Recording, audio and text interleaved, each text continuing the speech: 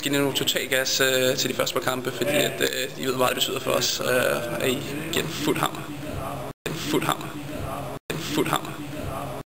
Ja, kære medsupportere, som Bischoff lige har fortalt, så gælder det om at give den fuld gas i samtlige kampe her i foråret.